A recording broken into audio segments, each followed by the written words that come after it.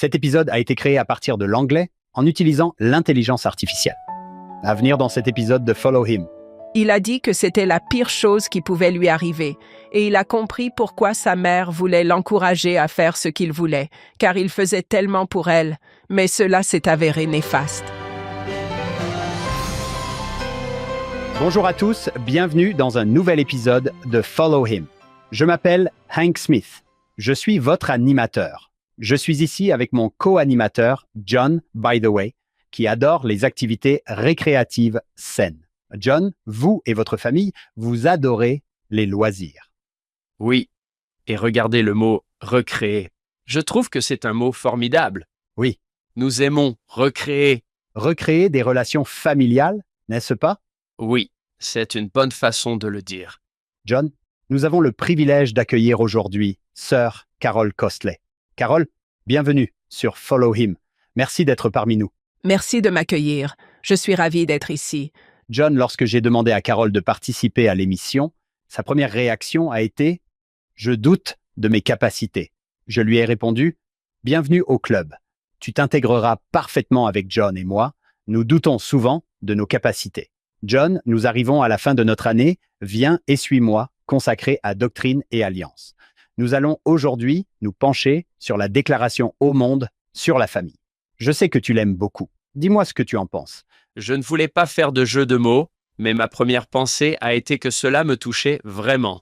Cela nous concerne tous et nous touche tous. C'est tellement pertinent et important, et ce n'est pas long. Ce sont des paragraphes magnifiques et puissants. Cela me touche vraiment. Nous vivons un moment particulier cette année, car nous célébrons le 30e anniversaire de la proclamation. Le temps passe très vite. Je me souviens que j'étais au lycée. Je venais d'entamer ma dernière année de lycée lorsque cette proclamation a été lue par le président Hinckley, et je me souviens ne pas avoir été particulièrement choqué par son contenu. J'ai regardé autour de moi et je me suis dit « D'accord, c'est ça. Les proclamations, elles disent des choses qui sont évidentes pour tout le monde. Depuis lors, le monde a changé, mais la proclamation est restée inchangée. Carole, alors que vous vous prépariez pour aujourd'hui, qu'espériez-vous faire? Où allons-nous aller? Ce qui m'enthousiasme dans la déclaration au monde sur la famille, c'est le privilège de partager mon témoignage et de célébrer la puissance de la doctrine qui s'y trouve. Lorsque le président Hinckley a lu cette déclaration pour la première fois, j'écoutais la réunion et cela m'a profondément touchée parce que cela m'a ramené à l'époque où j'étudiais l'Église dans les années 70. Je me souviens avoir entendu que le mariage est ordonné par Dieu et que la famille est au centre de son plan. Et j'ai pensé à ma famille. J'avais une grande famille. Nous étions 7 enfants. C'était très inhabituel à Londres, où je suis née et où j'ai grandi. Cela m'a vraiment touchée. Mais à l'époque, j'avais 35 ans. J'étais célibataire. Je désirais ardemment être épouse et mère. Je le voulais tellement, mais j'avais vu passer ma vingtaine. Je voyais ma trentaine commencer à s'écouler. Je n'avais guère d'espoir de trouver un compagnon. Je me sentais souvent invisible. Pourtant, c'est dans ces moments de doute que j'ai vraiment compris. Dans cette proclamation, certaines choses ressortaient particulièrement, notamment le fait que notre Père céleste et Jésus-Christ me connaissaient. Cette connaissance m'a ancrée. J'étais leur enfant. J'étais la sœur de Jésus-Christ. Je faisais partie d'une famille céleste. La déclaration est alors devenue ma boussole. Elle m'a redonné confiance et m'a rappelé les promesses qui m'avaient été faites dans ma bénédiction patriarcale. Ce fut une expérience vraiment merveilleuse. Entendre cela et le voir confirmé depuis la chair par un prophète de Dieu. 1995, oh, la vie passe en un clin d'œil. Je fais rarement des commentaires sur ce genre de choses. John, Carol ne semble pas avoir pu être en vie dans les années 70, et encore moins s'être intéressée à l'Église. Cela a dû se passer dans la vie prémortelle. Elle s'intéressait à l'Église. Eh bien, merci. Oui, j'étais prémortelle à l'époque. Oui, John, parlez-nous de Carol. Vous avez déjà travaillé ensemble. Oui, Carol Costley était membre du Conseil général consultatif des jeunes filles. Nous l'avons déjà expliqué, mais on l'appelait autrefois le Conseil général. Nous avons un système de conseil dans l'Église qui est magnifique, et je pense qu'ils se sont rapprochés de ce qu'il est réellement. Le Conseil général consultatif des jeunes filles Était-ce avec Sœur Cordon à l'époque? Avec Sœur Cordon, oui. Ouah! Une expérience formidable. Elle sera notre invitée la semaine prochaine, donc Oh, merveilleux. ce sera amusant. Oui. Nous lui transmettrons vos salutations. Je vous en prie. Sœur Costley est une épouse, une mère et une grand-mère. Elle est grand-mère, Hank. Incroyable! Sa foi en tant que fille de Dieu guide sa vie. Elle est très attachée à sa famille et aime rester en contact avec ses proches partout dans le monde. Nous avons déjà entendu parler de Londres, ancienne membre du Conseil consultatif général des jeunes filles. Elle travaille actuellement comme thérapeute spécialisée dans la guérison des addictions. Pendant son temps libre, elle aime voyager, jardiner, cuisiner, organiser des fêtes et participer au podcast avec John et Hank. C'est ce que nous préférons. Merci beaucoup d'être avec nous. Nous avons suivi une formation ensemble. Où était-ce déjà? Taylorsville. Je crois que c'était Taylorsville. Oui. Oui, nous nous connaissons depuis longtemps. Nous sommes de vieux amis. La façon dont vous avez reçu la proclamation, la façon dont vous avez décrit cette est magnifique. J'étais fiancé depuis 22 jours lorsque cela a été annoncé. Je me suis fiancé le 1er septembre 1995. J'étais soulagé. Vous avez dit que vous aviez la trentaine lorsque vous vous êtes marié. Racontez-nous cela plus en détail. J'avais en fait 40 ans quand je me suis mariée. Ce fut vraiment une grande fête, pas seulement pour moi, mais aussi pour mes parents. Je me souviens avoir emmené mon mari Jerry chez mes parents pour leur présenter. Il vivait alors en Floride, à Orlando. Mon père ne lui a même pas posé une seule question. Il était tout simplement génial. Bien, je suis heureux. Eh bien, nous sommes bénis que votre histoire vous ait conduite ici. Lisons le manuel, viens et suis-moi. Puis, John et moi serons prêts à apprendre de vous. La leçon de cette semaine s'intitule « La famille est au cœur du plan du Créateur ». Et le manuel commence ainsi. Avant même notre naissance, nous faisions partie d'une famille, celle de nos parents célestes. Ce modèle se poursuit sur Terre. Les familles ici-bas, dans le meilleur des cas, sont censées refléter le modèle parfait qui existe dans les cieux. Bien sûr, rien ne garantit que les familles terrestres seront idéales ou même fonctionnelles, mais comme l'a enseigné le président Henry B. Eyring, les familles offrent aux enfants de Dieu la meilleure chance d'être accueillis dans le monde, avec le seul amour sur terre qui se rapproche de celui que nous avons ressenti dans les cieux, l'amour parental. Sachant que les familles sont imparfaites et sujettes aux attaques de l'adversaire, Dieu a envoyé son Fils bien-aimé pour nous racheter et guérir nos familles, et il nous a envoyé des prophètes modernes avec une proclamation pour défendre et fortifier les familles. Si nous suivons les prophètes et plaçons notre foi dans le Sauveur, même si les familles mortelles sont loin de l'idéal divin, il y a de l'espoir pour les familles sur terre et au ciel. Merveilleux. Bon, Carole, où voulons-nous aller en premier? Une grande partie consiste simplement à accepter votre identité d'enfant de Dieu. Cela a rendu la proclamation beaucoup plus acceptable pour moi. Lorsque j'ai reconnu que j'étais une fille de Dieu, j'avais besoin d'une proclamation dans ma vie. J'ai réalisé que je possédais la force de vaincre la peur que je ressentais à ce moment-là de ma vie. J'ai également réalisé que même si j'avais l'impression que ma vie passait, Dieu avait un plan pour moi.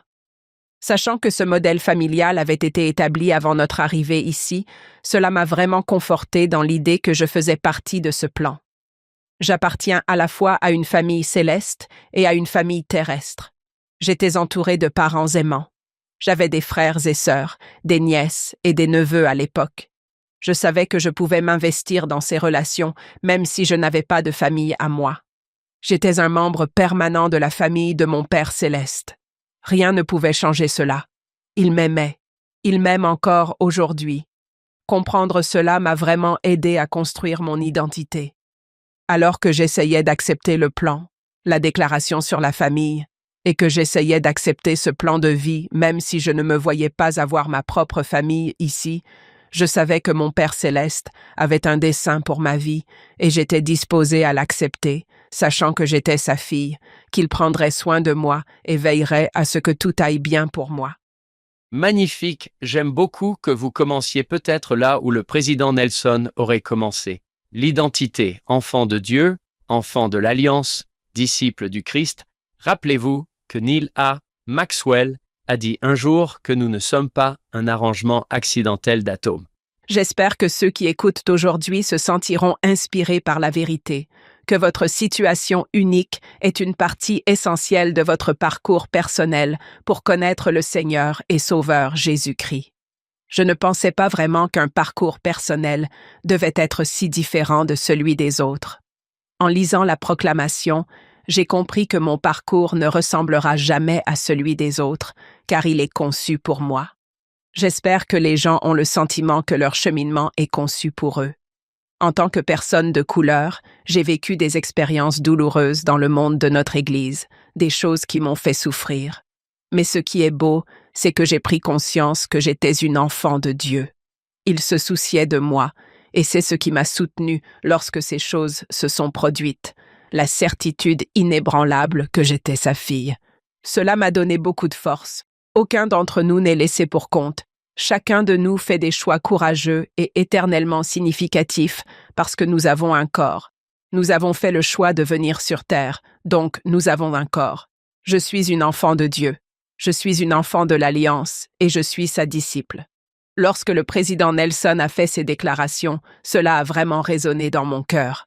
Personne n'est à l'écart. Nous sommes tous ses enfants spirituels et tous des membres essentiels de son plan. Ma bénédiction patriarcale me rappelle que je fais partie de cela et que j'ai ma place. C'est également là que je suis allée confirmer cette identité, car ma bénédiction patriarcale m'a fait comprendre où était ma place. J'espère que ceux qui écoutent comprendront que, quelle que soit leur situation, ils ont leur place.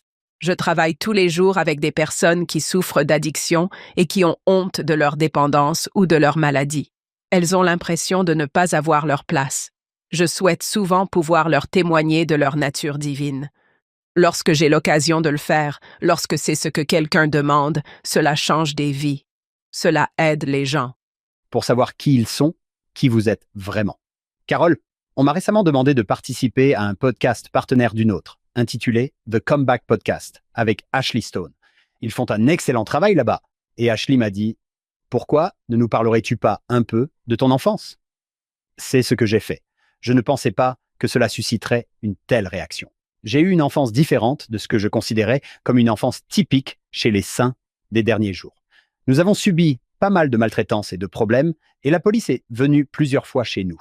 J'ai raconté certaines de ces histoires et j'ai été étonné du nombre de personnes qui m'ont envoyé des messages pour me dire qu'elles avaient eu une enfance similaire. Merci de l'avoir validé. Je vous suis vraiment reconnaissant d'avoir commencé ainsi, car nous voulons tous l'idéal. Ce serait formidable si nous avions tous cette situation idéale et certaines personnes l'ont et vous ne devriez pas vous sentir mal si vous avez une situation idéale. Si vous n'avez pas une situation idéale, le Seigneur en tire quelque chose. Il va s'en servir. J'ai parlé à Ashley de certaines des stratégies d'adaptation que j'ai développées pour faire face à mon enfance et de la façon dont elles sont devenues à la fois des forces et des faiblesses dans ma vie d'adulte. Des choses que j'ai dû apprendre à gérer, à faire taire ou même à utiliser dans ma carrière.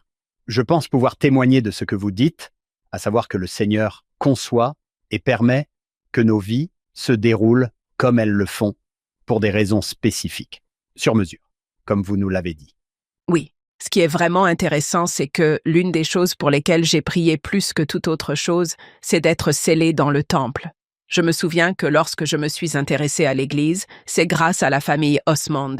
Ils ont donné un concert royal à Londres. J'ai vu ce groupe de garçons qui chantaient. Ils étaient plutôt mignons. Je suis tombée amoureuse de leur apparence et j'ai lu des articles à leur sujet. Dans l'un d'eux, il était dit qu'ils étaient membres de l'Église de Jésus-Christ des Saints des derniers jours. Ils avaient des familles éternelles et des relations éternelles. Et comme ils venaient d'une famille nombreuse, j'ai vraiment senti que ma famille s'y intégrerait bien et j'ai pensé que ce serait un excellent moyen de réunir ma famille. À l'époque, mon père travaillait aux États-Unis. Il avait quitté notre foyer quand j'avais 10 ans et nous n'avons pas été réunis en tant que famille avant mes 16 ans. De 10 à 16 ans, mon père a travaillé aux États-Unis. Il voulait déménager ici parce qu'il pensait que nous aurions une vie meilleure, de meilleures opportunités et que nos enfants pourraient aller à l'université. Tout ce qu'il souhaitait pour nous. Il s'est installé ici et a dû travailler et s'établir pour pouvoir faire venir sa famille, nous faire venir en 1976.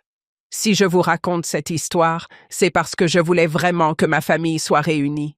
Je voulais ressentir l'amour et le soutien de mes deux parents à la maison, et le départ de mon père a été très, très difficile. Je me souviens surtout de mes frères, dont l'un pleurait toutes les nuits jusqu'à s'endormir. Il n'était qu'un petit garçon, et je me souviens à quel point il avait du mal à supporter l'absence de notre père. Il nous aimait et pensait que le meilleur choix pour notre famille était d'immigrer aux États-Unis afin que nous ayons plus d'opportunités. Cela a dû être déchirant de vivre cette absence. Ma mère était infirmière à l'époque, et elle travaillait donc beaucoup par roulement. Nous passions beaucoup de temps chez les voisins quand nous rentrions de l'école, et quand les enfants plus âgés arrivaient, nous, les petits, pouvions rentrer à la maison. C'était une période très difficile. Lorsque nous étudions la déclaration sur la famille, nous devons centrer nos pensées sur Jésus-Christ, car les familles font partie du dessein et du modèle établi avant notre naissance. Comme le Christ est au cœur du plan, il est essentiel que nous sachions qui il est et comment nous pouvons changer et progresser avec son aide, en particulier lorsque nous avons besoin de guérison. À cette époque de ma vie, j'avais besoin de guérison et l'Église m'est tombée dessus. Je me souviens être allée à ma toute première réunion, avoir fait le tour des lieux et nous nous sommes retrouvés dans une vieille salle. Nous avons dû nettoyer les bouteilles de bière, les cigarettes et tout le reste avant de nous réunir. Alors il y avait cette odeur d'alcool consommé la veille et de fumée de cigarettes. C'est là que nous nous sommes réunis et que nous avons célébré le culte. Je me souviens avoir regardé autour de moi et vu cette foule multiculturelle assise pour apprendre à connaître le Sauveur, et mon cœur était si rempli que je me sentais comme chez moi. Je ne pouvais vraiment pas expliquer pourquoi j'avais ce sentiment, mais je n'avais que 11 ans et je me sentais chez moi. C'était une expérience merveilleuse. Que la famille soit dans une situation idéale ou qu'elle s'adapte à mesure que nous nous efforçons de suivre Jésus-Christ, nos familles peuvent devenir des sanctuaires et des lieux où nous pouvons connaître la croissance, la guérison et une joie durable. J'aime beaucoup ce que vous dites ici. N'est-il pas merveilleux que le livre de Mormon commence par une famille qui a vraiment lutté au point que Léhi doit dire « Oh Jacob, mon premier-né, je suis désolé de la grossièreté de ton frère et de l'opposition. Vous pouvez avoir un Néphi, vous pouvez avoir un Laman. » Est-ce que c'est frère Stevenson qui a parlé de la photo qui est sur Facebook et qui a dit « Maintenant, laissez-moi m'arrêter et vous raconter l'histoire de chacun d'entre eux, ce qu'ils ont vécu, leurs difficultés et leurs crises. » Dans un mois ou deux, John, nous serons dans le livre de la Genèse. Vous voulez parler d'une famille qui lutte, n'est-ce pas? Et c'est la famille choisie par Dieu pour bénir toutes les familles de la terre. Mais ils n'arrivent pas à s'entendre. Ils ne peuvent pas bénir leur propre famille. Et pourtant, Dieu est déterminé à les utiliser. J'adore ce que Carole a dit là. Elle a trouvé le centre du Christ là-dedans. C'est ce dont toute famille en difficulté, et même les familles qui vont bien, auront besoin un jour. Nous en aurons tous besoin. La guérison, vous avez appelé cela l'enseignement, la prédication. Nous connaissons cette partie de Jésus et la guérison. Beaucoup de gens ont enseigné, prêché et eu des philosophies à travers l'histoire, mais l'un d'entre eux était un guérisseur extraordinaire. C'est le président Hunter qui a dit que tout ce sur quoi Jésus posait les mains vivrait. Laissez-le poser les mains sur votre famille. Elle vivra. Carole, j'aimerais en savoir un peu plus sur votre parcours. Comment êtes-vous arrivée de Londres, aux États-Unis, dans l'Utah? Mes parents sont nés en Jamaïque. À l'époque où ils vivaient là-bas, il était très difficile de trouver un emploi. La Jamaïque était sous domination britannique et beaucoup de gens venaient des îles des Caraïbes pour s'installer en Angleterre.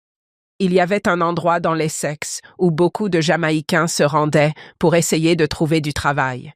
Je me souviens que la sœur de ma mère est arrivée la première et qu'elle travaillait comme couturière dans une usine. Ma mère est venue en Angleterre pour faire le même travail. Elle a ensuite fini par aller à l'école et devenir infirmière grâce à ce travail qui lui a permis de gagner l'argent nécessaire pour cela. Elle a d'abord été secrétaire, puis elle est devenue infirmière. Venir en Angleterre semblait être une excellente occasion de changer de vie, et c'est là que mes parents se sont rencontrés. Ils se sont rencontrés dans l'immeuble où ils vivaient, se sont mariés et ma sœur est née. Mon père avait 4 enfants qu'il avait laissés en Jamaïque. Nous n'avons pas été élevés avec tous nos frères et sœurs, ils étaient donc mes demi-frères et demi-sœurs. 2 de ses demi-frères et demi-sœurs sont venus vivre avec nous. Une fois installés en Angleterre, notre famille comptait 7 enfants. Plus tard, j'ai rencontré mes 2 autres frères et sœurs. Notre situation familiale n'était donc pas idéale non plus. Mes parents ont dû faire face à de nombreuses difficultés et défis lorsque nous étions en Angleterre, en accueillant 2 nouveaux enfants dans une famille de 5 enfants qui étaient déjà établis comme frères et sœurs. Nous avons rencontré certaines difficultés, les enfants se sentant exclus ou regrettant leur mère biologique qui se trouvait dans un autre pays. Nous avons donc dû relever certains défis pour aider ces enfants à se sentir intégrés dans notre famille. Je trouve que ma mère a fait un travail formidable en essayant d'aider ses enfants, et c'est ainsi que nous avons commencé. Puis mon père a fait un voyage aux États-Unis et a fini par travailler dans une entreprise d'ingénierie qui entretenait les énormes systèmes de chauffage des grands gratte-ciel. Il cherchait une pièce ou un équipement pour réparer une chaudière, et mon père a réussi à créer cette pièce. Ils lui ont alors proposé un emploi. C'est ainsi, d'après ce que j'ai compris, qu'il a obtenu un emploi dans cette entreprise. Il est ensuite rentré à la maison et a annoncé à ma mère qu'il déménageait aux États-Unis. Elle n'était pas très heureuse de cette nouvelle, mais elle l'a laissé faire. Le déménagement de mon père a été un défi pour notre famille.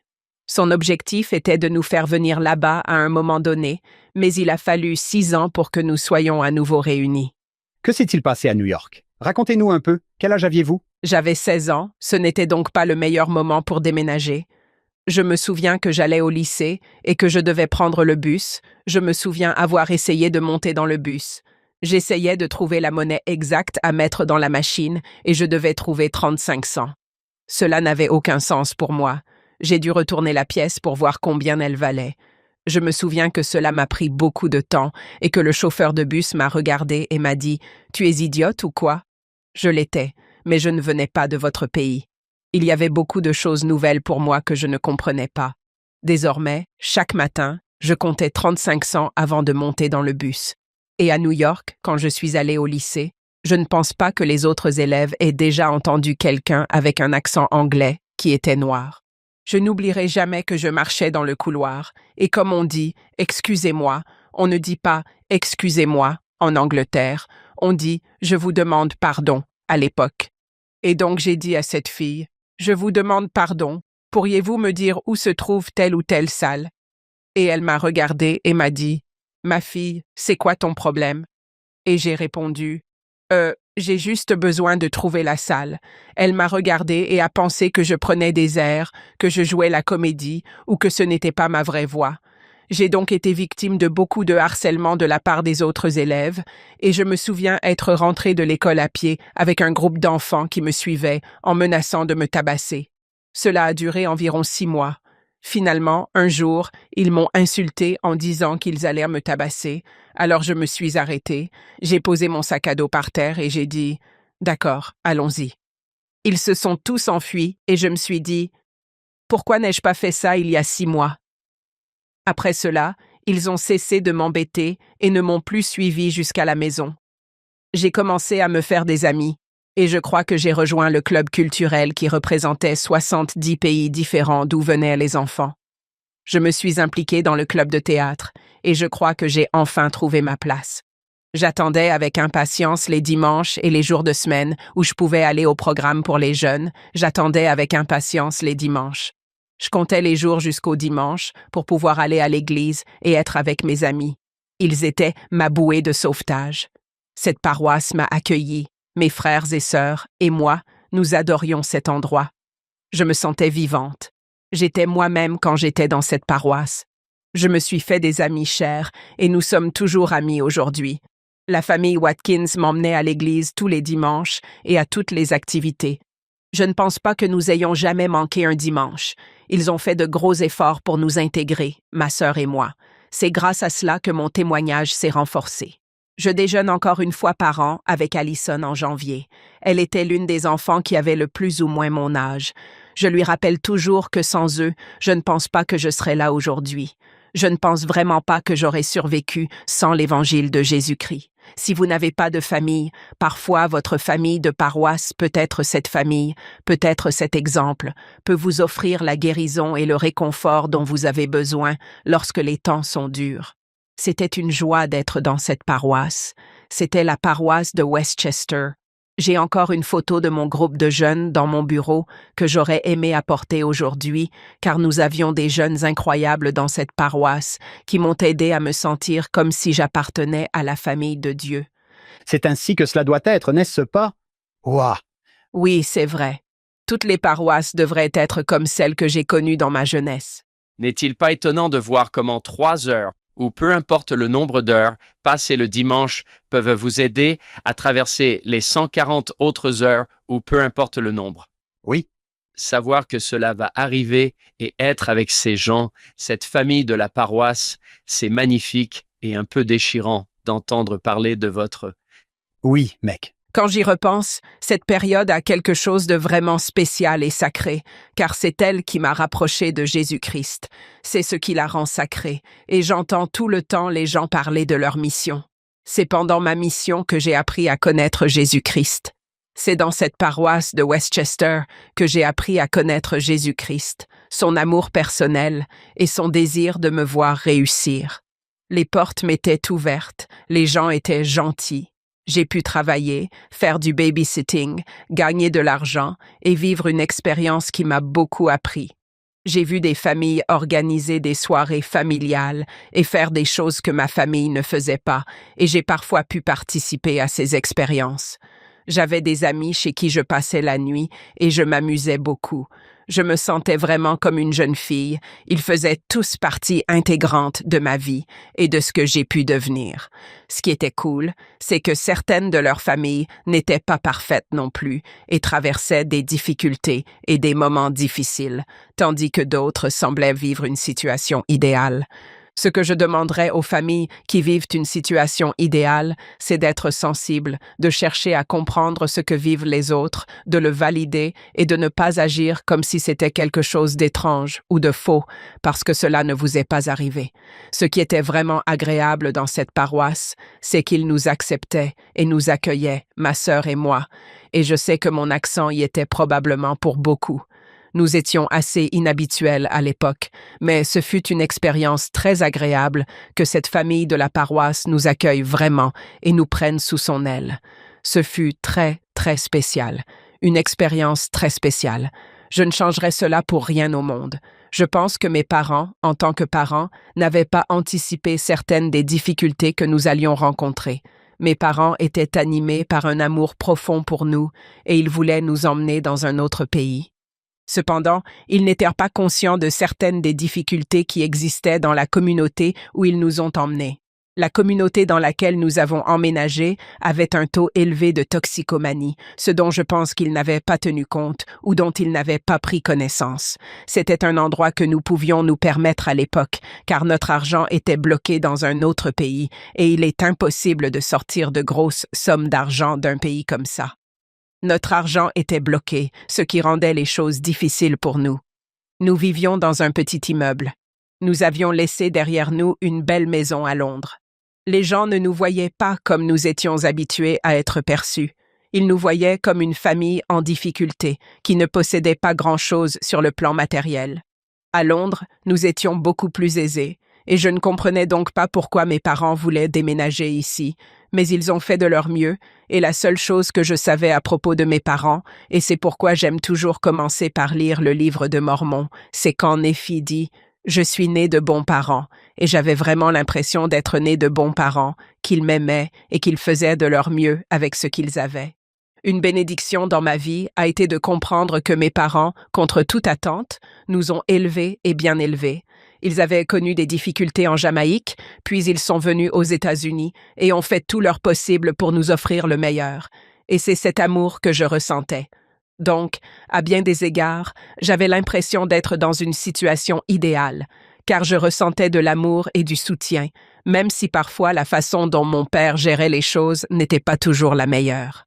Il avait certaines habitudes qui me rendaient vraiment triste, notamment celle de boire. Il buvait le week-end. Il n'était pas toujours de bonne humeur. C'était très difficile de voir mon père succomber à l'alcool, mais je pense que c'était sa façon de faire face et de gérer certaines des difficultés auxquelles nous étions confrontés en tant que famille. Et maintenant, vous travaillez avec des personnes souffrant d'addiction. Oui, et je constate certaines de ces difficultés.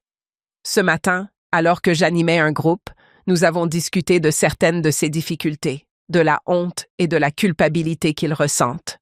L'une des choses qu'ils ressentent, c'est le manque de reconnaissance, le fait que leur situation soit ignorée, qu'ils ne soient pas validés et qu'ils n'aient pas de seconde chance une fois qu'ils se sont rétablis. C'est une très grande difficulté pour eux. Je me souviens avoir éprouvé beaucoup de compassion pour mon père quand j'étais jeune fille.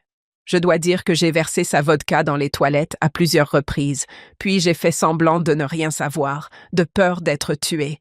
Je l'ai fait plusieurs fois dans l'espoir qu'il arrête, et il a fini par le faire. Je pense que c'est mon implication dans l'Église qui a fasciné mes deux parents, car ils pouvaient voir à quel point cela m'avait changé. Ce que j'ai préféré, c'est quand mes parents ont envoyé ma petite sœur, qui n'était pas membre, à l'université BYU. Ils l'ont fait déménager de l'université du Massachusetts à l'université Brigham Young, car ils pensaient que ce serait une meilleure option pour elle, et elle a déménagé dans l'Utah. Elle s'est fait baptiser. Malheureusement, elle est décédée prématurément pendant ses études après avoir fait une réaction toxique à un médicament qu'elle prenait. Cela a été une autre épreuve pour notre famille. Quand j'ai reçu l'appel de l'hôpital, je me souviens avoir appelé ma mère et lui avoir dit « Pauline a des problèmes.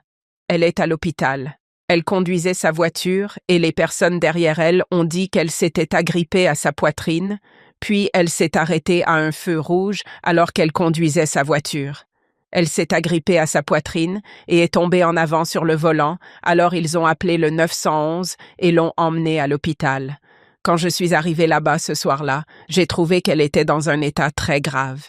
J'ai eu l'impression qu'elle avait manqué d'oxygène pendant un certain temps, car je voyais des signes de lésions cérébrales.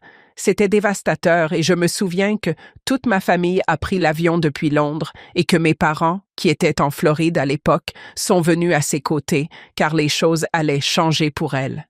Il suffisait de la regarder pour comprendre que les lésions cérébrales étaient assez importantes. Je me souviens avoir dit à mes parents « Je vais m'occuper d'elle, je vais l'accueillir chez moi. Je prendrai soin d'elle. » La nuit où mes parents sont partis, elle est décédée. J'ai toujours pensé qu'elle ne voulait pas mourir parce que mes parents étaient là et que lorsqu'ils sont rentrés chez eux cette nuit-là, elle est décédée. Elle a reçu une bénédiction du sacerdoce et je me souviens avoir pensé qu'elle n'allait pas s'en sortir, même si elle avait reçu la bénédiction. Et je me souviens que ceux qui lui ont donné la bénédiction se sont reculés et ont secoué la tête. Nous savions tous à ce moment-là que son heure était venue. Oh, wow! Les histoires de chacun sont tellement différentes. Vous êtes tellement pleine de foi après avoir traversé tout cela. À son décès, nous avons pu accomplir son œuvre. C'est pourquoi la déclaration sur la famille revêt une telle importance pour ma famille, car nous avons pu accomplir cette œuvre pour mes grands-parents, du moins pour ma grand-mère. Nous essayons encore de trouver mes grands-pères, mais nous avons accompli cette œuvre pour mes grands-pères, et j'ai 2 frères pour lesquels nous travaillons actuellement et qui sont également décédés récemment. C'est un document qui m'inspire vraiment à défendre et à protéger la famille, car c'est là que réside l'amour et l'éducation pour beaucoup d'entre nous.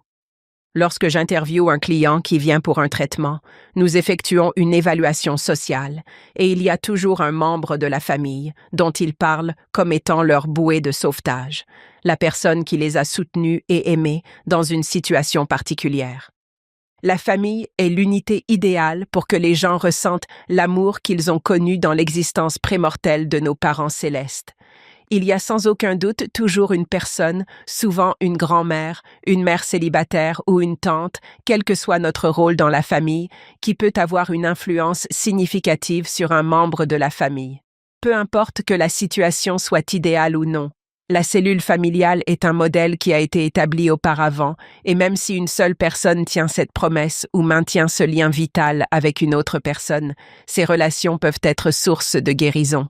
Comme je l'ai dit, beaucoup de mes clients parlent de la personne de leur famille qui les a aidés à s'en sortir.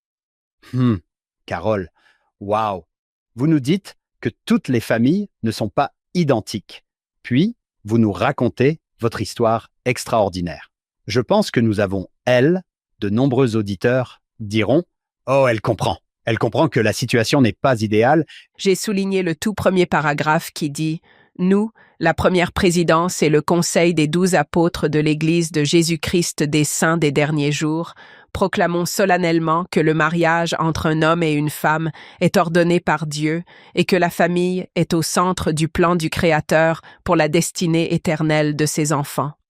J'aime cette promesse. Je l'aime de tout mon cœur. Elle me fait comprendre que la famille dans laquelle je suis né était mon chemin vers le Sauveur.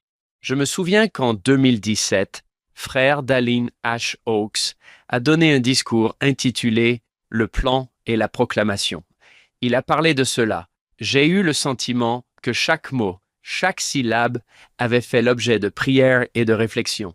Cela s'élève au niveau d'une section des doctrines et alliances. Quand on le lit lentement, on proclame solennellement que le mariage entre un homme et une femme est ordonné par Dieu. On le lit lentement. C'est très puissant. Lors de la dernière conférence générale, voici ce qu'a dit frère Rasband. Lorsque j'ai été appelé au Saint-Apostolat en 2015, on m'a conseillé, c'est entre guillemets, mais il ne nous dit pas d'où cela vient. Cette proclamation est désormais la vôtre, votre nom. Puis il dit, en montrant les mots « conseil des 12 apôtres » qui se trouvent ici. Ressentez-la et enseignez-la comme si elle vous appartenait. Voici un extrait du discours que Dallin H. Oaks a prononcé en octobre 2017. Nous avons reçu la confirmation et nous nous sommes mis au travail sur cette idée de la déclaration au monde et à la famille. Il a dit que les sujets ont été identifiés et discutés par les membres du Collège des 12 pendant près d'1 an, que le texte a été proposé, examiné et révisé dans la prière. Nous avons continuellement imploré le Seigneur de nous inspirer sur ce que nous devions dire et comment nous devions le dire. Nous avons tous appris, ligne sur ligne, précepte sur précepte, comme le Seigneur l'a promis. Ces mots sont importants. L'ordre dans lequel ils apparaissent est important. Et j'aime la solennité qui se dégage du premier paragraphe. Je voudrais lire une partie d'une citation de Dallin H. Oaks du Collège des 12. Notre ascendance définit notre potentiel éternel. Cette idée puissante est un antidépresseur efficace. Elle peut nous fortifier afin que nous fassions des choix justes et recherchions ce qu'il y a de meilleur en nous. Enfoncez dans l'esprit d'une personne l'idée puissante qu'elle est enfant de Dieu et vous lui aurez donné le respect de soi et la motivation nécessaire pour affronter les problèmes de la vie.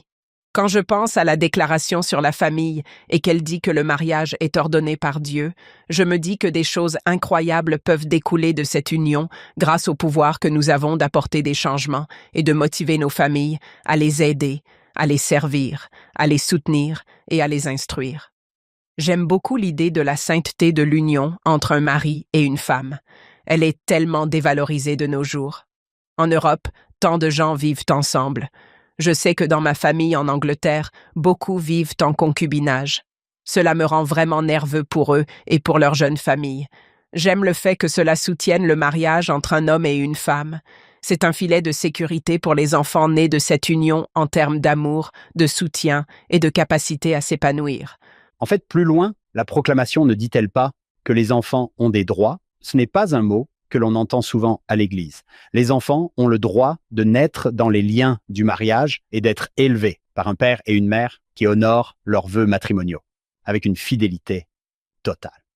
Quand entend-on vraiment dire que quelqu'un a droit à quelque chose? Très rarement, et cela doit donc être important si c'est un droit pour nos enfants. Carole, je sais que nous voulons continuer à parler de la proclamation, mais je m'intéresse à votre travail de conseillère. Quel effet la famille a-t-elle sur une personne souffrant d'une addiction, d'un problème de ce genre? Qu'avez-vous observé? Lorsqu'il se trouve dans une situation plus idéale et qui correspond à la dynamique traditionnelle dont nous parlons ici, la famille est l'une des sources de soutien les plus importantes et les plus influentes dont une personne peut bénéficier, car elle peut vraiment être l'agent de changement dont cette personne a besoin. Cependant, lorsque la famille est dysfonctionnelle et qu'il n'y a personne qui puisse offrir ce soutien à l'enfant, celui-ci déraille souvent. Il se tourne vers des moyens qui ne sont pas efficaces, qui ne sont pas utiles. Il veut noyer ses expériences. Parfois, les familles consomment elles-mêmes des drogues et initient leurs enfants à la drogue. J'ai rencontré de nombreux cas où des personnes m'ont dit « Pour mon 16e anniversaire, mon père m'a emmené dehors, m'a acheté de la marijuana et nous avons fumé ensemble. » D'autres m'ont dit « Mes parents m'ont dit qu'ils préféraient que je me drogue chez eux afin qu'ils puissent veiller sur ma sécurité. » Ironiquement, cette sécurité ne vient pas d'un prédateur extérieur. La sécurité consiste à protéger votre enfant de cette dépendance interne qui survient lorsque sa vie s'effondre et qu'il commence à abuser de cette substance. Il y a une véritable dépendance physique qui s'installe et la sécurité qu'ils pensent offrir à leur enfant est fausse, car le problème vient en réalité de la drogue. Je pense donc que c'est LE qui peut se produire lorsque les choses tournent mal ou même lorsque nous utilisons notre libre arbitre pour faire des choix qui nuisent à notre famille. Il y a l'infidélité, il y a toutes sortes de choses. Plus tard, j'ai une histoire d'une grande amie à moi qui a vécu une situation d'infidélité avec son mari, qui a quitté leur mariage, et les dégâts que cela a causés. Sa famille a commencé dans un cadre idéal où ils se sont rencontrés, sont tombés amoureux. Ils se sont mariés au temple, puis les choses se sont effondrées après 28 ans. Plus loin dans la proclamation, il est en fait question ici de la fidélité et de l'importance de cette union. Notre libre arbitre peut parfois bouleverser notre vie d'une manière que nous n'aurions jamais cru possible. Nous causons de l'insécurité émotionnelle et de l'anxiété à nos enfants lorsque nous faisons des choses qui dépassent les limites de cette union, ce qui peut briser des cœurs et causer un préjudice important. La manière dont nous utilisons notre libre arbitre est cruciale. Nous sommes créés à l'image de Dieu. Nous sommes tous des fils et des filles spirituels bien-aimés de parents célestes. À ce titre, nous avons tous une nature et une destinée divine, et cette destinée est éternelle. Cela me rappelle une époque où je travaillais au sein du Conseil consultatif des jeunes filles. On nous avait confié la tâche de créer un nouveau thème. Nous avons tous conclu que nous voulions reconnaître l'existence de parents célestes. Nous estimions qu'il était vraiment important que cette génération reconnaisse qu'elle avait des parents célestes. Si elles pouvaient comprendre cette identité, elles auraient alors le potentiel de surmonter beaucoup de choses qui pourraient les affliger dans cette vie. Nous avons vraiment senti que c'était un élément important et, en priant à ce sujet, nous avons ressenti très fortement que cela devait faire partie du thème pour que les jeunes filles de l'Église reconnaissent qu'elles sont créées à l'image de notre Père céleste, qu'elles avaient des parents dans la vie prémortelle qui les aiment et les chérissent. Carole, pourriez-vous nous dire la première ligne du thème des jeunes filles? Je suis une fille bien-aimée de parents célestes, dotée d'une nature divine et d'une destinée éternelle. Oui, c'est exactement ça. C'est la clé de qui nous sommes et de ce que nous pouvons devenir. Je les aime tous les deux. J'aime le thème du collège de la prêtrise d'Aaron. Je suis un fils bien-aimé de Dieu et il a une œuvre à me confier. C'est tellement stimulant. Ce n'est pas « je suis un fils bien-aimé de Dieu » et il se demande si je pourrais apporter une contribution à un moment donné, mais je suis un fils bien-aimé de Dieu et il a une œuvre à me confier. C'est énorme. Je suis une fille bien-aimée de parents célestes, dotée d'une nature divine et d'une destinée éternelle. J'aime nos jeunes, j'aime mes enfants qui ont récité ces paroles, et parfois, ne les regardons-nous pas tous en nous demandant « Est-ce que cela pénètre en eux? Entendent-ils à quel point cela est stimulant? » Quand ils prononcent ces paroles? En fait, cela pénètre en eux, et je peux en témoigner avec mes propres enfants en les entendant réciter un thème auquel j'ai participé. Je me souviens de la toute première fois où je me suis tenue dans ma paroisse et où j'ai entendu les jeunes filles réciter ce thème, connaissant certaines des difficultés et certaines des situations qu'elles avaient traversées et dans lesquelles elles se trouvaient, y compris ma propre fille. Je savais que ce thème était inspiré et je savais que Dieu avait œuvré à travers nous pour le développer et je ne peux m'en attribuer le mérite car j'avais à mes côtés de merveilleuses sœurs qui m'ont aidé à le faire. J'ai vraiment le sentiment que c'était le message que le Seigneur voulait que les jeunes entendent.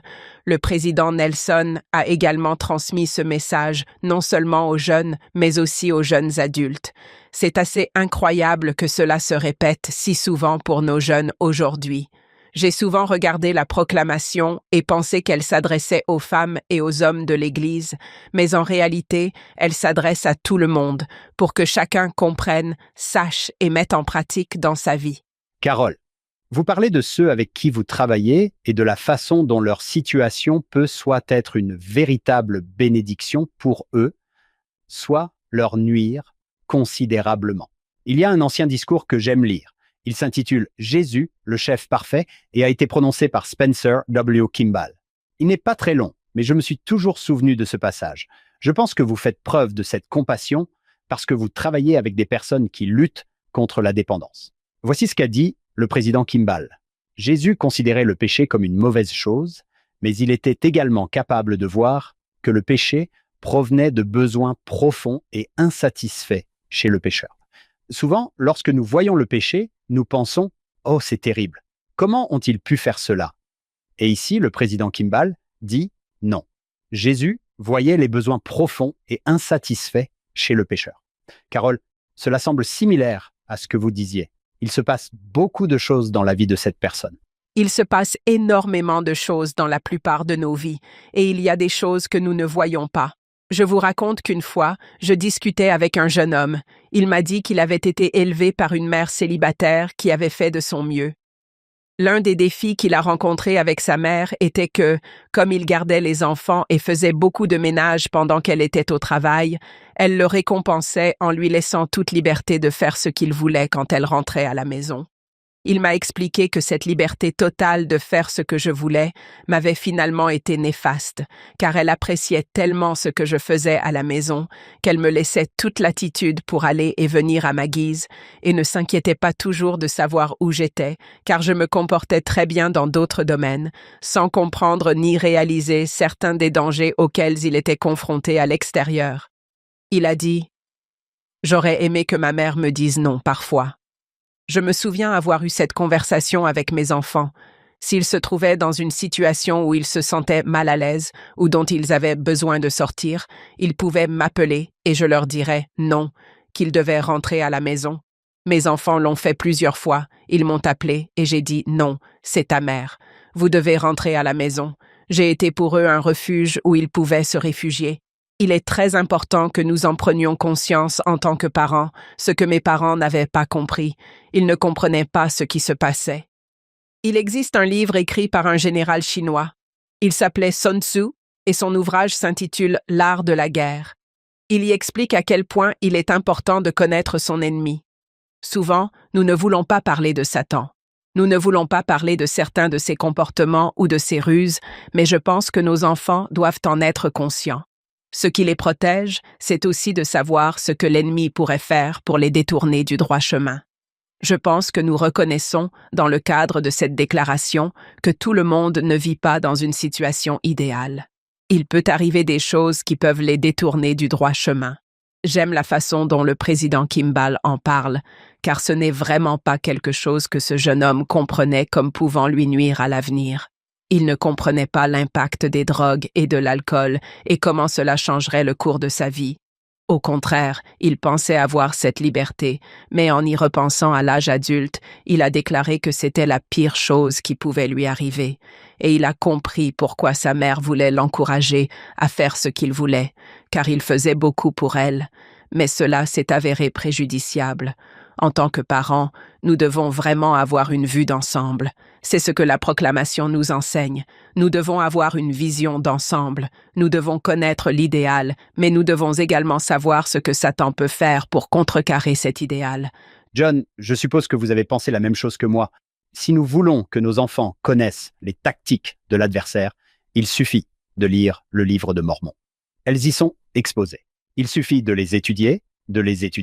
Il y a 7 ou 8 personnages que l'on pourrait qualifier d'antéchrist ou d'apostate dans le livre de Mormon. Passez-les en revue. Chacun d'entre eux, dans mes cours, j'appelle cela le simulateur de l'antéchrist.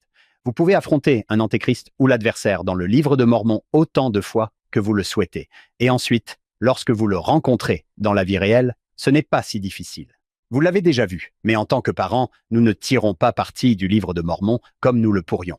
J'aime demander à mes élèves pourquoi nous avons consacré un espace aussi précieux sur les plaques à Corior. Il leur faut un moment avant de comprendre. Ah, c'est pour que nous connaissions les tactiques de l'adversaire. Or, et nous les reconnaîtrons, les arguments ne sont pas nouveaux. Ils ont aujourd'hui des noms ou des mots nouveaux qui semblent sophistiqués. C'est la même chose. Le président Benson a utilisé cette expression à propos de l'un des objectifs du livre de Mormon. Il en a donné une liste, et l'un d'entre eux était de dénoncer les ennemis du Christ. Oink termine cette phrase pour moi. Eh bien, je suis un peu gêné de connaître si bien celui-ci. Le livre de Mormon dénonce les ennemis du Christ. Il confond les fausses doctrines. Il fortifie les humbles disciples du Christ contre les mauvaises intentions, les stratégies et les doctrines du diable à notre époque. Les apostates que l'on trouve dans le livre de Mormon sont similaires à ceux que nous avons aujourd'hui.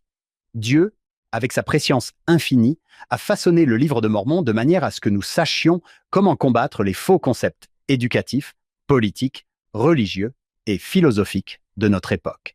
C'est une excellente réponse. Wouh, bien joué. C'était fantastique. Oui, Vous pouvez le faire, Carol et John. Vous pouvez vous inspirer de Sherem, Néor, Amlissi, Corior, Amalikia, Gideani et les brigands de Gadianton, et vous pouvez exposer les tactiques de l'adversaire. Carol, je pense que vous avez raison. Pourquoi ne pas parler de ce à quoi ils vont être confrontés? je pense que les gens ont peur que si nous connaissons ces tactiques, nous allons soit nous laisser entraîner dans ces tactiques, soit que cela ne soit pas édifiant, que cela n'apporte pas l'esprit que nous voulons. Je pense qu'il y a beaucoup de raisons pour lesquelles les parents passent parfois cela sous silence ou le lisent, mais ne disent pas vraiment que c'est une tactique que Satan utilisera. Parfois, nous pensons que nos enfants sont trop jeunes, que nous risquons de leur faire peur, ou nous voulons simplement leur présenter ce que nous estimons acceptable. Vous voyez? Cela ne les effraiera pas. J'ai vécu une expérience que j'ai déjà racontée avec ma fille. Je me suis vraiment fâchée contre elle pour quelque chose. Je ne me souviens même plus pourquoi, mais elle était encore toute petite. Elle avait probablement 3 ans, je la vois encore devant moi. Je faisais probablement quelque chose et elle a probablement tout gâché et m'a probablement mise en colère. J'ai perdu mon sang-froid. J'étais horrible et je pouvais voir à son expression que ce n'était pas un visage familier et que cela l'effrayait. Quand j'ai vu son expression, cela m'a ramené à la réalité et j'ai compris que je devais lui parler de ce qui s'était passé. Je suis entrée et j'ai dit « Emma, je suis vraiment désolée ». Et j'ai essayé de lui expliquer pourquoi j'étais frustrée. Elle m'a regardée et m'a dit « Ce n'est pas grave, maman. Je savais que Satan t'avait possédé. » Ouah! J'ai été blessée par son commentaire, car elle pensait que j'étais Satan à ce moment-là, et j'ai vraiment essayé de ne pas me laisser aller à ce sentiment et de prendre le temps de réfléchir avant de perdre à nouveau mon sang-froid. Aujourd'hui, nous en rions, mais j'ai vraiment eu l'impression d'avoir perdu le contrôle. Elle m'a comparé à Satan, car nous lui avions parlé de Satan et de certaines de ses actions. Je pense que nos enfants comprennent vraiment et peuvent apprendre et savoir dès leur plus jeune âge. J'ai été assez surprise par cette remarque, mais cela m'a permis de comprendre qu'elle était consciente qu'il y avait du bien et qu'il y avait des choses qui n'étaient pas si bonnes, qui étaient mauvaises. Je pense que nous devons vraiment enseigner aux enfants comment gérer son comportement lorsqu'ils y sont confrontés. Ils y seront confrontés. Ils seront confrontés à certaines de ces stratégies. Certaines semblent inoffensives, mais elles ne le sont pas. Oui. Carole, vous avez tout à fait raison. Si les auditeurs retiennent ne serait-ce que cet enseignement, ce principe, je pense que nous aurons bien fait notre travail. Cela fait déjà un moment que vous êtes avec nous et nous n'avons abordé que quelques paragraphes.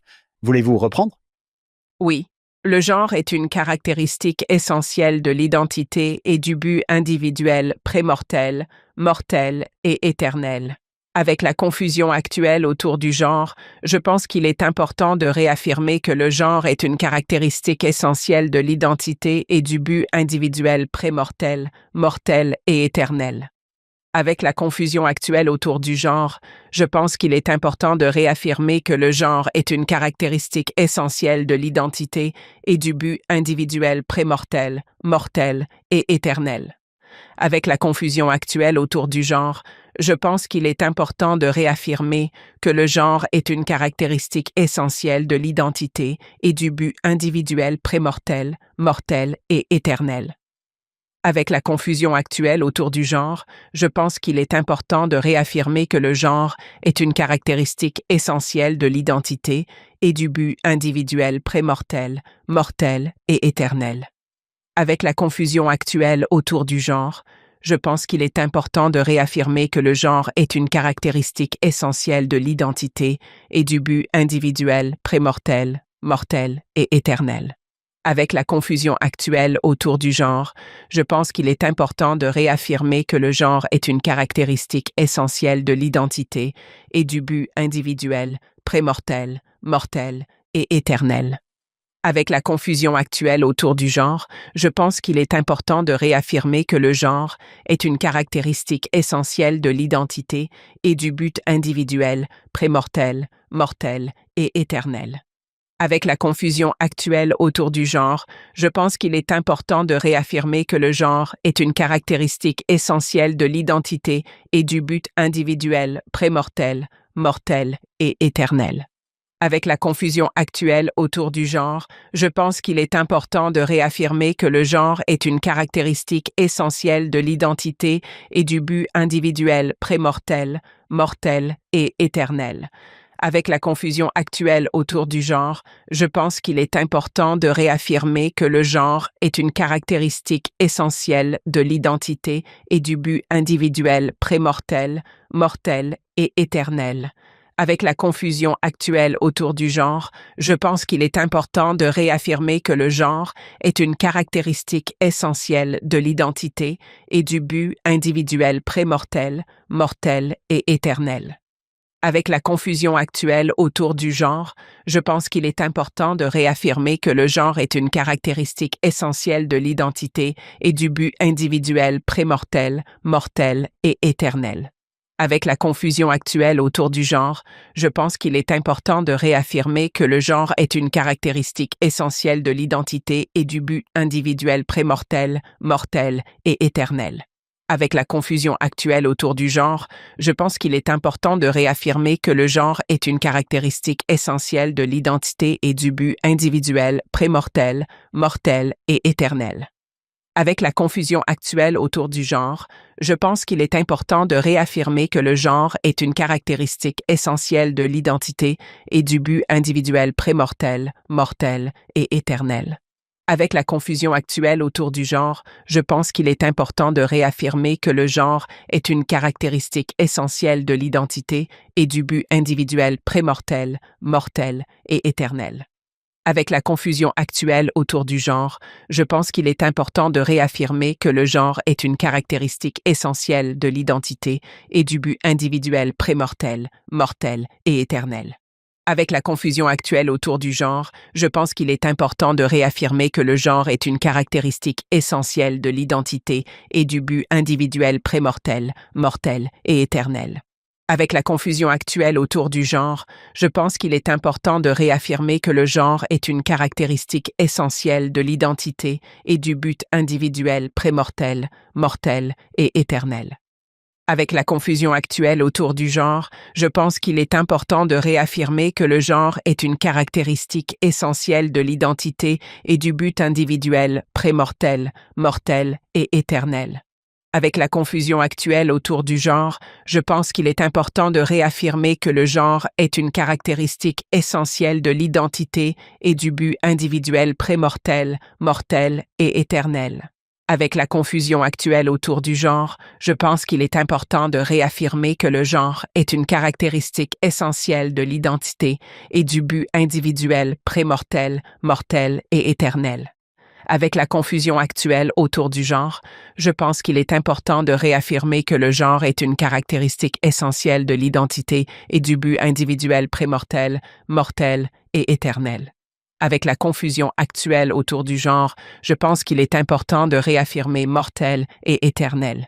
Il est important de le préciser. Dans le royaume prémortel, les fils et les filles spirituels connaissaient et adoraient Dieu comme leur Père éternel et acceptaient son plan, selon lequel ces enfants pouvaient obtenir un corps physique et acquérir des expériences terrestres afin de progresser vers la perfection et, finalement, réaliser leur destinée divine en tant qu'héritiers d'une vie familiale éternelle. Sachant ces choses sur notre genre, qu'il nous a été attribué avant notre venue, qu'il fait partie du plan de Dieu et que nous sommes venus ici pour obtenir ce corps physique. C'est grâce à ce corps et grâce au travail que nous allons accomplir ici sur cette terre que nous retournerons auprès de notre Père céleste. Il s'agit en fait d'un plan de bonheur. Ce n'est pas un plan de tristesse, c'est un plan de bonheur. Je suis tellement déçue que beaucoup de gens considèrent cette proclamation comme un plan de tristesse parce qu'elle ne se déroule pas comme ils le souhaiteraient. C'est ce qui rend les choses difficiles, et j'aimerais que nous puissions acquérir un témoignage de la beauté de ce plan et du bonheur qu'il apporte et qu'il apportera lorsque nous nous efforcerons d'atteindre l'idéal. J'aime ce plan parce qu'il dit que nous travaillons à atteindre la perfection, que cela n'arrivera probablement pas ici et qu'il faut trouver du réconfort dans cette idée. Frère Rasband, comme vous l'avez fait, vient de dire, Carole, qu'il a été audacieux et très sensible lorsqu'il a parlé de cela lors de la dernière conférence générale. Il dit que certains d'entre vous réfléchissent peut-être à la proclamation et se disent que cela ne fonctionne pas pour eux. Ils ne s'y reconnaissent pas. À ceux qui ont des inquiétudes, au lieu de critiquer quelqu'un, il dit « Vous êtes un enfant de parents célestes, vous faites partie de la famille de votre Père céleste. Personne ne vous connaît mieux, ni ne se soucie plus profondément de vous que lui. Tournez-vous vers lui. Ouvrez-lui votre cœur, faites-lui confiance et croyez en ses promesses. Vous avez une famille en votre Sauveur, Jésus-Christ, qui vous aime. Il est venu sur terre pour expier nos péchés et porter le fardeau de nos erreurs et de nos très mauvais jours. Il comprend ce que vous vivez et ce que vous ressentez. Tournez-vous vers lui. Ayez confiance qu'il enverra le Saint-Esprit pour être avec vous, vous relever et vous guider. Carole, je ne vois personne d'autre dans sa carrière qui comprenne mieux que vous ceux qui ont le sentiment de ne pas être à leur place. Mais en même temps, nous pouvons affirmer avec assurance que vous êtes à votre place. Vous n'avez pas à écouter toutes les voix qui vous disent que vous devez faire ceci ou cela, vous pouvez trouver votre propre vérité. Non, la vérité est ici même. J'aime le concept de vérité dans cette déclaration et le plan du bonheur, car il repose sur un fondement de vérité. Le plan divin du bonheur permet aux relations familiales de se perpétuer au-delà de la mort. C'est l'unité que notre Père céleste a établie pour que nous puissions retourner auprès de lui. On nous conseille de la défendre, et même si ma cellule familiale ne correspond pas exactement à celle décrite dans la proclamation, cela n'a pas d'importance, car c'est là qu'intervient le Sauveur. C'est là que vient la guérison ou la réorientation, ou que vous pouvez compter sur lui pour vous aider à corriger le cap qui vous rapprochera de lui. Les ordonnances et les alliances sacrées sont disponibles dans les temples saints, ce qui permet à l'individu de retourner en sa présence. Il existe des outils qui nous aideront à retourner en sa présence. La perfection n'a jamais été destinée à ce monde. Il y a un passage dans Moïse où Dieu parle à Moïse. Il dit à Moïse qu'il est son fils. Puis, plus tard, Satan vient et le désigne comme le fils de l'homme. Moïse l'interroge et lui dit « Non, on m'a dit que j'étais le fils de Dieu. » Puis il regarde Satan et lui dit « Attends une minute, je peux te voir et te parler. Tu n'es pas un Dieu que je dois adorer, car il veut être adoré par Moïse. » Et il dit « Attends une minute. Quand j'étais avec Dieu, j'ai dû subir une sorte de transformation pour pouvoir être en sa présence, sinon je ne serais pas ici. Où est ta gloire pour que je t'adore? » C'était vraiment intéressant. J'ai beaucoup aimé qu'ils abordent ce sujet, et je pense que c'est Frère Rasband qui a fait un discours. Moïse, mon fils, il y a assez longtemps, je crois en 2010, il parle de cette expérience que Moïse a eue avec Dieu, puis de la façon dont Satan a essayé d'intervenir et de contrecarrer cela. Il est très important pour nous, en tant qu'enfants, mais aussi en tant que futurs maris, femmes et parents, de savoir qui nous sommes, de connaître notre programme, de comprendre le caractère sacré du mariage et de la parentalité, et de savoir que les enfants ont le droit de naître dans le cadre de cette alliance. Il est essentiel que nous connaissions cette doctrine afin de pouvoir la perpétuer et la défendre, car elle n'est pas populaire. Il est important que nous partagions ce que nous savons avec gentillesse et respect, comme l'a dit Frère Rasband.